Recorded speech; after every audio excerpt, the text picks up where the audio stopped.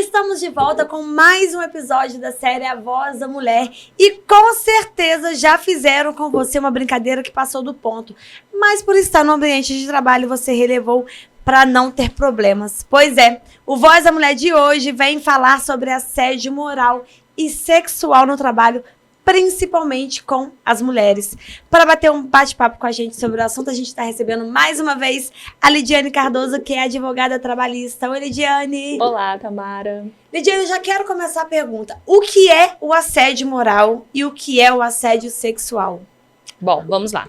O assédio moral, ele vai acontecer dentro do ambiente laboral, independente de existir uma hierarquia ou não entre as pessoas, e que vai minar sua autoestima, que vai deixar com que você, muitas das vezes, perca a vontade de trabalhar, de entregar resultados, de fazer suas demandas. Sempre que você identificar que alguém está ali apresentando para você uma sobrecarga desproporcional de trabalho para que você entregue menos, para que você fique nítido a sua incapacidade, enfim, todos esses pontos que vão de encontro com no seu âmbito profissional e que é prejudicado, podemos identificar como um assédio moral.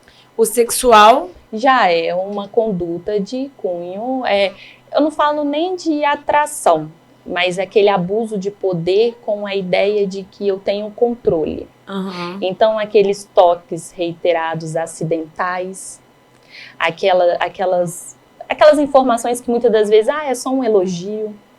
Então, essas brincadeirinhas ou aqueles convites reiterados para tomar um café fora do horário, né, para sair depois do expediente, isso pode ser caracterizado como um assédio sexual. Você citou a palavra brincadeirinha. Até que ponto diferenciar o assédio moral de apenas uma brincadeira de um colega? A percepção de que é uma brincadeirinha ou não vai mais da sua recepção daquela informação, né? Se você não gosta, se você não se sente bem, você tem que pôr limite. E aí o limite ele tem que ser bem estabelecido. Fale bem, olha, eu não gosto desse tipo de brincadeira, eu não gosto desse tipo de postura. Ou às vezes gerou aquele tipo de confusão, ela é muito educada ou ela tá dando em mole. Cima? Uhum. Então, assim, deixe claro que não, eu sou educada e eu não estou te dando mole. Ou quero manter com você uma relação apenas profissional. E aí, se mesmo assim você se posicionar e continuar, aí não tem mais confusão. Tem uma falta de respeito e aí nós estamos diante de um assédio. Você recebe muitos casos de assédio Sim. no seu escritório? Sim. E geralmente é o quê? Porque algumas pesquisas mostram que normalmente é de hierarquia. O superior abusa aí do inferior, do subordinado, na verdade. Isso. Ela acaba sendo mais comum, mas não é só mais comum. Ela acaba tendo um destaque maior. Porque quando ela aparece, aí ela ganha repercussão. Porque custa encontrar grupos de pessoas, e não só grupo de pessoas que sofrem, porque é muito comum. Quando um é assediado, você pode procurar que existem tem mais no mesmo lugar. Exatamente. Uhum. Só que não só isso, mas você custa encontrar pessoas que teriam coragem de testemunhar a seu favor. Você custa encontrar pontos que foram realmente de encontro com, né, que possa evidenciar que houve ali um assédio. Então, quando você encontra e que é um superior, aquilo ganha um destaque. Mas é muito mais comum no dia a dia, aquela pessoa que relaciona diretamente, porque não precisa ser superior hierárquico. E aí, os pedidos de dano moral, que é quando, de fato, fere a dignidade do trabalhador, estão cada vez mais reiterados dentro da Justiça do Trabalho. Você acredita ou percebe que as mulheres têm medo de denunciar assédios dentro da empresa? E por quê? Não, sim, elas têm por conta de sofrer represálias, de achar que vai ter algum tipo de prejuízo profissional. Às vezes sonhou tanto em ter aquela vaga dentro daquela empresa e descobrir que lá dentro não é daquele jeito. Então, assim, até que cai a ficha, até que ela fala, mas ninguém vai acreditar em mim. Ou então, nossa, às vezes, talvez eu realmente seja muito sensível, porque a gente se culpa, né? Sempre. Tô rindo demais, tô muito simpática. E aí você, às vezes, tem a infelicidade de compartilhar com uma pessoa que fala, mas você é sensível demais. Mas você também fica lá, pra que você fica rindo assim? Mas é um conselho pro seu bem. E aí você começa a contestar a sua sanidade, porque realmente, talvez, né, Talvez eu a estou culpa é vendo minha, coisa demais. E não é, entendeu? E aí quando você identifica, não, isso é um assédio, e aí você toma a postura, e aí você começa a ver notícias, informações, começa a conscientizar. Às vezes, hoje aqui alguém esteja nos ouvindo e identifica, realmente acontece isso dentro do meu trabalho. E aí começa a criar aquela consciência, aí ela tem que partir para cima, ela tem que tentar resolver. E, de novo, primeiro se conscientizar, identificar, ver se dentro da empresa existe algum tipo de canal que possa, sabe, falar, que possa resolver e que, muitas das vezes, enfim, a pessoa que é responsável pelo canal de denúncia pode estar relacionado ali. Seja isento. Mas, e seja só uma conclusão, vou dar um aviso para ele. Aham. E quando esse abusador ou esse assediador aí é o patrão? Como que a gente faz? Como que eu vou falar assim, olha, meu patrão tá me assediando. RH, meu patrão tá me assediando. E como que o RH vai se posicionar nesse sentido? Porque às vezes não, o RH tá ali também subordinado ao patrão. Então, muitas das vezes, quando há esse tipo de procedimento, acabando só num aviso. Né, e descredibilizou, ou então informou aquela pessoa que fez a denúncia, vamos conversar com ele. E pronto. E acabou. E aí, se você sentir que foi frustrada a sua denúncia, aí sim você pode buscar outras alternativas, que são as ajudas externas. Né? Hoje, se você fala assim, mas depois que eu denunciar, não tem como eu continuar aqui. Eu vou ser demitida, eu tenho família para criar, exatamente. Aí, o que tem hoje, qual é o formato da Justiça do Trabalho, né? As alternativas que nós temos, os caminhos para poder guiar. Você pode entrar hoje e aí eu avalio cada pessoa, e é importante o profissional realmente fazer isso. Você tem que avaliar a apuração, o que tem de documento, o que teria de prova, o que teria de testemunha e etc. e tal. Concluiu que há uma viabilidade no ingresso da ação, você pode entrar com um pedido de ressarcimento de danos que feriu de fato a dignidade daquele trabalhador. E junto a isso, você pode pedir sua rescisão indireta. A rescisão indireta é quando a empresa é obrigada a te mandar embora. Porque quem cometeu uma falta foi a empresa. Então, a empresa tem que te mandar embora. Muitas pessoas não conhecem esse instituto, que é a rescisão indireta. Acredita que só existem três hipóteses. Eu peço conta, ou ele me manda embora, ou eu sou demitido por justa causa. Mas não, existem também essa possibilidade. Lidiane, a gente fala muito de assédio, a gente já citou várias vezes aqui essa palavra, esse termo, esse crime. Eu queria que você exemplificasse, me dê um exemplo de assédio moral. Porque assim, às vezes, muitas pessoas que estão nos assistindo não sabem que está passando por um assédio moral. Olha, tudo que vier de encontro com uma humilhação. Imagina você, primeiro, dentro do ambiente de trabalho, o empregador, ele pode fazer para você cobranças. É um poder dele. Por quê? Ele precisa estar ali garantindo a saúde e a continuidade daquela atividade empresarial. Porque se você não garante isso, até o seu emprego está em risco, porque ele não consegue fazer girar dinheiro e tal. É uma questão lógica.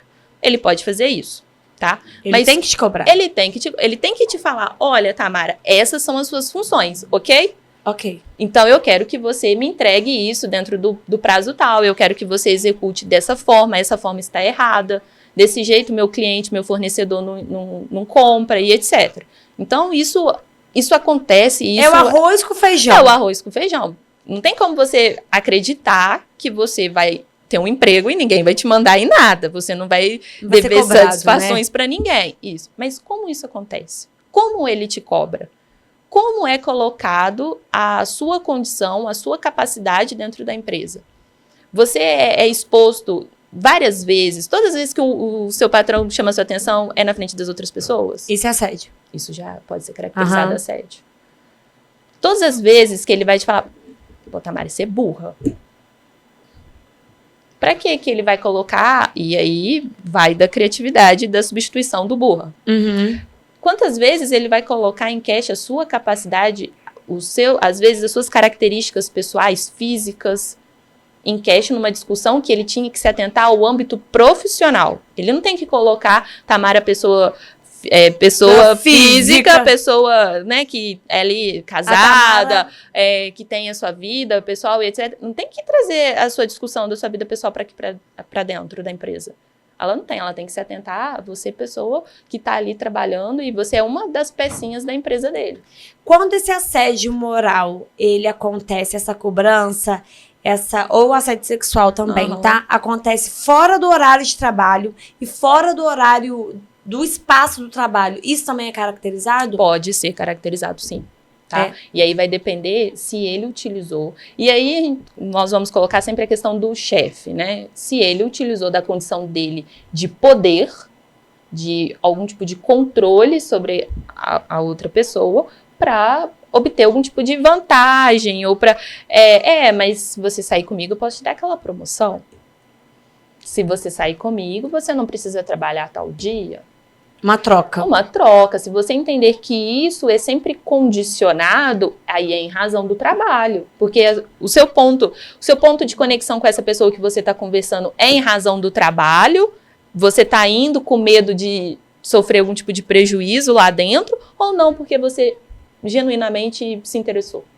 Então, quando você vê que a sua própria vontade... Porque tem essa discussão também de ter uma relação dentro do ambiente de trabalho e tal. Mas se você ter esse interesse genuíno, né? Uma coisa que... Não, mas não. Tá, mas até que ponto distinguir? Vamos supor que a Maria começou a namorar o supervisor dela, o João. Até nós que estamos de fora, até a gente... tem esse hábito de julgar, infelizmente, assim, é imposto na sociedade julgamento, todo mundo julga. Como saber distinguir que a Maria está com o João porque ela gosta do João ou porque ela está sendo assediada? Pergunta de milhões, pergunta de milhões. Primeiro, quem tem que identificar se... É a Maria. A Maria. A Maria, ela tem que identificar... Mas a Maria pode ter medo de contar? Exatamente. E aí, hoje, existe até uma discussão sobre a obrigação das pessoas que identificam o assédio de fazer a denúncia. Esse prazo, geralmente as mulheres... Porque a gente está falando para mulherada, né? Demora essa denúncia chegar até demora. Porque até que cai a ficha... Realmente eu estou sendo assediada? Realmente ele está passando dos limites? Ou é só um elogio? Coisa da minha cabeça. Sempre há essa discussão. Mas o fato é que hoje o número de denúncias aumentou muito, né? Essa questão da confiança, do você não está sozinha, você não precisa passar por isso em silêncio, isso tem se tornado uma cultura muito frequente, muito importante. Então, é interessante você falar, você explicar, porque, de fato, faz diferença. E quando a gente fala, vamos supor que a Maria vai falar para a família dela que está acontecendo isso, isso e isso, que o João está fazendo isso, isso e isso. Gente, lembrando que são nomes fictícios, tá? Sim, com certeza. Não estamos falando de casos reais. Apesar que é mais real que a gente imagina. Vou falar pra a Maria falar pra mãe dela: mãe, eu vou ter que sair do emprego porque o João tá fazendo isso. Que isso, Maria? Isso é coisa da sua cabeça. E quando a própria família é contra a sua decisão, é contra a sua denúncia, não te dá apoio, não acredita em você? Como eu comentei, de fato você ter a infelicidade de, no momento de você ter a coragem de contar e não ter apoio da pessoa que você confidencializou aquela informação, porque às vezes até você tomar o passo de contar, você já enfrentou várias barreiras e não teve o apoio que você imaginou. E aí você fala: o pessoal da minha família não tá acreditando no que eu estou falando. O RH, vai acreditar o juiz, como? Enfim, então você tem que buscar mecanismos. E aí, aqui, eu sempre alerto, é um ponto realmente de muita importância, Tamara, é que as empresas, às vezes, criam canais de denúncias fictícios. Existe isso? Porque existe uma lei, 1457, que estabelece que, para empresas com mais de 20 colaboradores e tal, tem que ter um canais de denúncias. A ideia é, de fato, discutir sobre a promoção de empregar mais mulheres, condições... Porque é nítida a nossa... Enfim, todo o nosso prejuízo, né? Ele é incontestável já. E aí as empresas criam algumas por ser obrigatório, outras para ficar bonito com fornecedores. Olha, minha empresa, ela tem um canal de denúncia para mitigar qualquer tipo de abuso no ambiente do trabalho. E aí acha aquilo lindo. Né? E aí criam e tal. Mas na prática, não funciona. A realidade é outra. Exatamente. Então, às vezes alguém está nos assistindo e ouvindo e consegue identificar. Não preciso nem ouvir direito, porque aqui na minha empresa eu já tenho um canal que coíbe esse tipo de atitude. Mas e aí, o seu canal está funcionando? E aí, a gente como funcionário pode cobrar? Como cobrar? Olha, eu quero saber, Lidiane, se aquela denúncia que eu fiz sobre o João tá funcionando. E aí é de fato se posicionar. Né? E às vezes, por mais que não exista, vamos imaginar um cenário, porque é comum também, existem empresas maravilhosas de trabalhar, com ambiente leve e tal. Inclusive, se você trabalha nesse ambiente... Parabéns, você teve sorte. Ótimo, parabéns para você. Mas não é porque não existe hoje, não vai existir nunca. Então, às vezes, utilize desse momento que está tudo tranquilo, para assim, poxa, você já pensou em implementar algum tipo de política para prevenção desse tipo de assédio? E se acontecer a denúncia, como que vai seguir? Como proceder? Como vamos proceder internamente? Como é que vai ser garantido o anonimato? Ou como que vai ser garantido que será tomada alguma atitude? Vamos conversar sobre isso? A gente tem falado muito desse assédio da hierarquia, patrão-funcionário, chefe-funcionário. E quando ele é no mesmo patamar? 2 funcionários, como que a empresa deve proceder? E acontece muito. Não sei se é porque as pessoas têm mais coragem, entusiasmo de fazerem essas denúncias, são as que mais chegam para mim. E aí, às vezes, é até de empresas... Você pode contar algum caso sem expor a pessoa? Bom, existem alguns casos, é complicado porque muitos deles são ligados a características específicas, né, de pessoa. Então, assim, mas qual foi o mais sinistro, assim, gente, chocante? Ou o mais comum? Qual que é o mais comum que chega pra você? O mais comum é de características físicas. Lá o banguelinho, lá tá vindo né, enfim... São exemplos que acabam sendo esdrúxulos ao falar, mas é sempre vinculado ao vesgo, sabe? Gente, essas brincadeiras são assédio. E aí ficam criando apelidos criativos, e aí, enfim, perde um pouco da essência, né, até de poder exemplificar aqui, porque acaba criando, de fato, uma ideia, entendeu? Mas, quando nós estamos ali diante dessa situação, tem que identificar que não pode continuar, entendeu? Até onde o pessoal lembrei de uma aqui que poderia ser inofensivo, mas a empresa foi condenada por chamar o funcionário de meu querido. Ih, aqui tem tantos meu querido! Meu querido, exatamente. E aí você vai falando, vai brincando. Mas por quê? Onde está o erro? O erro está o assédio. Na afronta à dignidade daquela pessoa. Porque o meu querido, para mim, não me afeta. Inclusive, se me chamar, por exemplo, de vesga, não me afeta. Não me afeta, mas eu não sou. Mas assim, até que ponto as pessoas são afetadas demais? Aí vai realmente da interpretação e de como ela absorveu aquela informação. E aí é um ponto de vista mais psicológico, emocional, do que te afeta, do que você deve considerar como irrelevante ou não. Vai do seu momento de vida, de estar seguro ou não. Igual, enfim, outro exemplo. Aquela lá vai ficar pra titia, ninguém quer casar com ela é insuportável. Isso foi um caso que nós tivemos.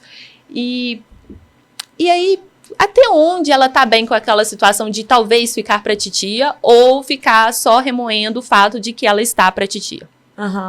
Porque eu vejo muitas brincadeiras nesse sentido e pra mim estaria tudo bem. Mas talvez pra mim não. Exatamente. Entendi. E aí, enquanto você perceber que pode brincar, que pode falar e o outro falar, tá tudo bem, eu não me importo, tá ok. Mas existem coisas que, se for comprovado que feriu a dignidade daquele indivíduo, que houve dano, que houve prejuízo emocional e casos como os que já aconteceram, entrar em depressão, é um caso de assédio. Quando entendeu? É de funcionário, né, no mesmo patamar, como eu disse, o que a empresa deve fazer? Acabamos nos perdendo, né? Fiquei curiosa de saber os casos. Depois você me conta em off. Tá, pode deixar. Mas a questão de ser da mesma base, primeiro que a empresa, ela tem o dever de intervir. Ouvir os dois lados. Mas ela tem que cessar aquilo. Ela tem que, não digo, qual que é o procedimento? Eu tenho que ouvir um, eu tenho que ouvir outro, eu tenho que julgar quem? Você não tem que julgar nada.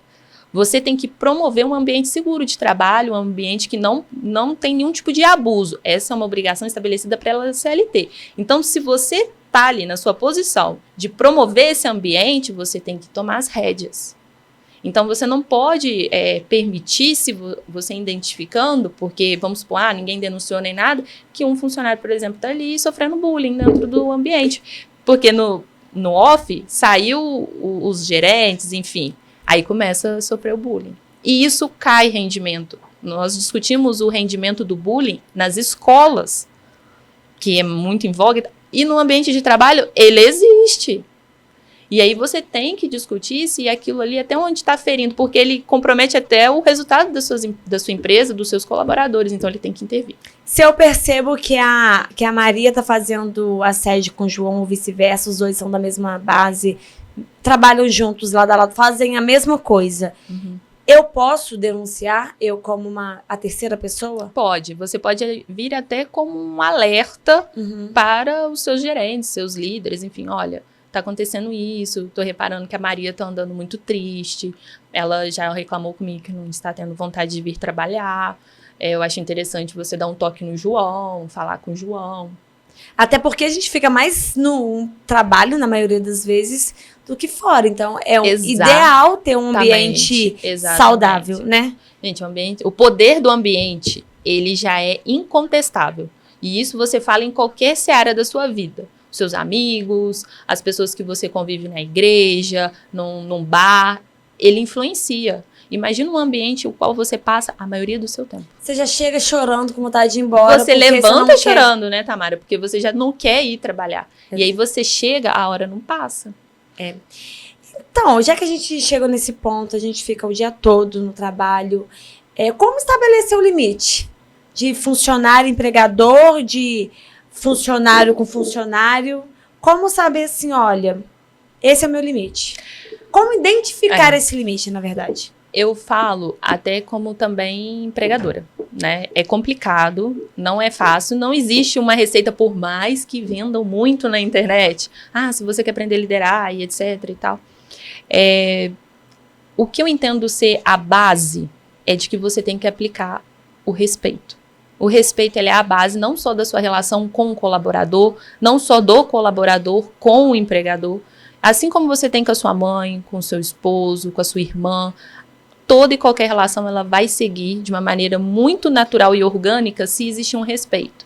E aí, a questão da subordinação, que é um ponto mais delicado na relação de trabalho, que é o que distingue, de fato, ela tem que ser uma subordinação profissional.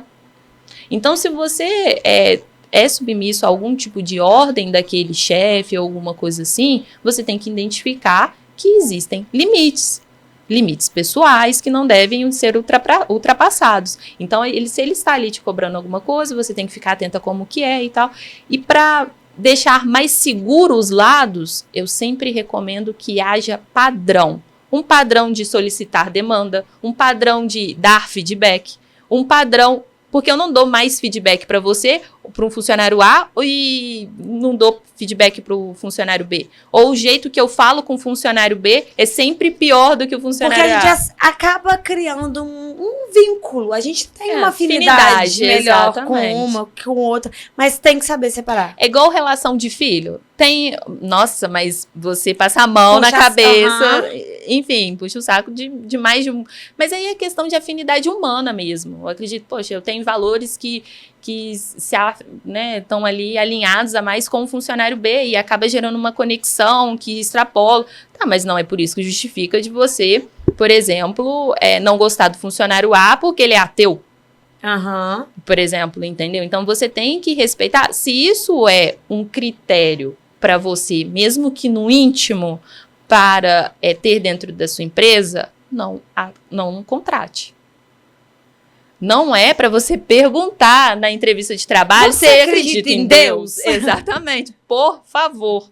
Mas se você identifica valores que não compactua, que não condizem com a sua realidade da empresa, não admite. Não contrate, porque ali você vai, às vezes, criar um reflexo, uma consequência na vida daquele colaborador que ele vai levar para anos.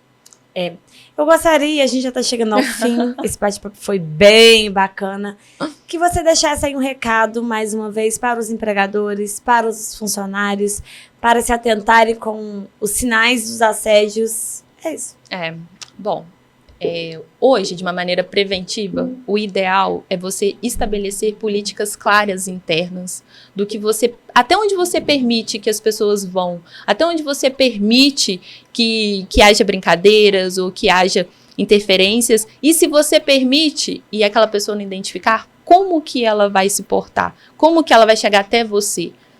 Você deixa a porta aberta ou você justifica sempre que, não, todos os meus funcionários têm medo de mim? Você pode ser uma pessoa acessível e mesmo assim se portar como líder, como um chefe. Você pode e é completamente possível. Você só tem que viabilizar meios de contato, viabilizar para aqueles funcionários a segurança de poder chegar até você e saber que vai ser resolvido. E independente de ser um chefe homem ou um chefe mulher, tá? Isso daí, porque às vezes, tudo bem, minha chefe é mulher. Isso acontece e eu falo até que é pior, tá? Que quando há um clima ali feminino, tendem a tornar ainda mais pesado, sabe? A forma de chamar atenção, enfim. Então, eu acho que o meu conselho seria criar procedimentos, criar mecanismos de efetividade dentro dessas denúncias, dentro dessa prevenção interna da empresa. Porque aí você prevê questões de passivos trabalhistas, você possibilita que assim os seus colaboradores rendem mais resultados no dia a dia, enfim, pode até atrair melhores talentos para sua empresa, porque sabem que aquele ambiente é mais leve de trabalho. Os benefícios são infinitos para quem trata esse tema com seriedade. E os funcionários? Como prestar atenção nos sinais? Nos funcionários aí é de fato acreditar nos sinais. Porque muitas das vezes os questionamentos fazem com que eles retardem qualquer tipo de atitude. Então acredite nos sinais que você identifica, pague de louca, se for o caso, mas acredite e não sofra sozinha, entendeu? Faça o que você entender que é pertinente para sua melhora emocional, porque hoje existem já casos, o caso de reconhecimento de assédio moral e sexual no trabalho já é infinito. Mas hoje já existem até casos em que há a responsabilização da empresa para o custeamento da saúde emocional daquele trabalhador. Então, ele pode, inclusive, na justiça, ter um amparo psicológico, ter um amparo psiquiátrico dentro da justiça. Percebeu alguma coisa, não está feliz com alguma brincadeira, peça ajuda, não é isso? Exatamente, não sofra em silêncio. É isso aí, Lidiane, mais uma vez, muito obrigada pela participação, viu? Esse foi o Voz da Mulher de hoje, a gente volta no próximo episódio.